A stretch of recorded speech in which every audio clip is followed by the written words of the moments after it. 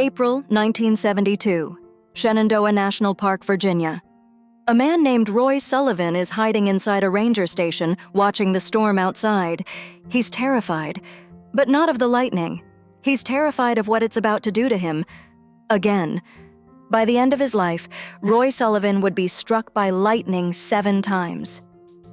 7. The odds of that happening to one person? 1 in 10 septillion. That's a 1, followed by 25 zeros. So either Roy was the unluckiest man who ever lived, or something stranger was going on. This is his story. Roy Cleveland Sullivan was born in 1912 in the Green Hills of Virginia. Quiet kid, tall. He grew up loving the outdoors, and as a young man, he became a park ranger at Shenandoah National Park, deep in the Blue Ridge Mountains. It was the kind of job he was made for, patrolling forests, watching over campers, living among the trees. Then, in April 1942, when Roy was 30 years old, the sky found him for the first time. He was on duty in a wooden fire lookout tower, watching for forest fires, when a thunderstorm rolled in. The tower had just been built. No one had installed a lightning rod yet. Lightning struck the tower, then struck it again, and again. The wood caught fire. Roy ran for the door, scrambled down the steps, and just as his feet hit the ground, a bolt of lightning hit him. It burned a strip down his right leg, knocked the nail off his big toe. He survived. Shaken, scarred, but alive. He thought it was a freak accident, a once-in-a-lifetime event. It wasn't even the beginning. 27 years later, July 1969. Roy is driving his park ranger truck down a mountain road. A storm rolls in. Lightning strikes the trees beside him and leaps through his open window. It hits Roy in the head, knocks him unconscious behind the wheel, burns off his eyebrows, destroys his watch. That's strike 2. July 1970. Roy is in his own front yard, working in the garden. Lightning comes out of the sky and burns his left shoulder. Strike 3. By now, Roy's neighbors are starting to notice. So is his wife. April 1972, the moment we started with. Roy is inside a ranger station. Safe, he thinks. Indoors. Sheltered. Lightning enters through the window and sets his hair on fire. He runs to the bathroom, sticks his head under the faucet.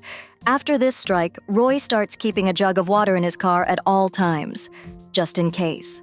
Strike 4, August 1973. Roy is driving again, sees a storm cloud in the distance, tries to outrun it. He can't. Lightning hits him, his hair catches fire. Again, he pulls over, uses the water jug. Strike 5. By now, his fellow rangers are afraid to walk near him. One day, Roy is walking with a chief ranger when lightning strikes in the distance. The chief ranger turns to Roy and says, "I'll see you later," and walks away. His friends cross the street when they see him. His wife stops walking beside him in open fields. He becomes known across Virginia as the human lightning rod. Roy was quiet about it, but it hurt him. Strike 6 came in 1976, burned his ankle. Strike 7 came on June 25, 1977. Roy was fishing in a freshwater pond. A bolt of lightning came down from a clear-looking sky and hit him on top of the head, burned him from his scalp all the way down to his stomach. He collapsed at the edge of the water, conscious but dazed. And then, while Roy was lying there, barely able to move, a bear walked out of the woods and tried to steal his fish. Roy, half-conscious, picked up a stick and punched the bear. This is not a joke. This is in his medical records. So what does lightning actually do to a human body?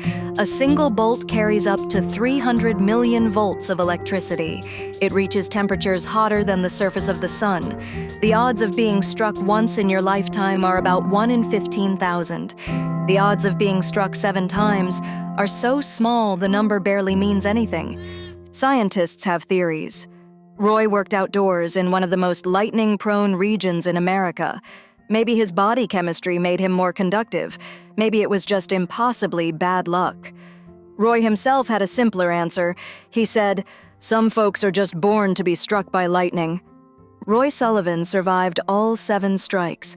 Guinness gave him a world record. He should have died 7 times over, but he kept getting back up until 1983. That year, at the age of 71, Roy Sullivan died, not from lightning. He took his own life. The reason, according to those who knew him, was a woman, an unrequited love, a heart that wanted something it couldn't have. The man lightning couldn't kill was undone by something far smaller, far quieter, far more human.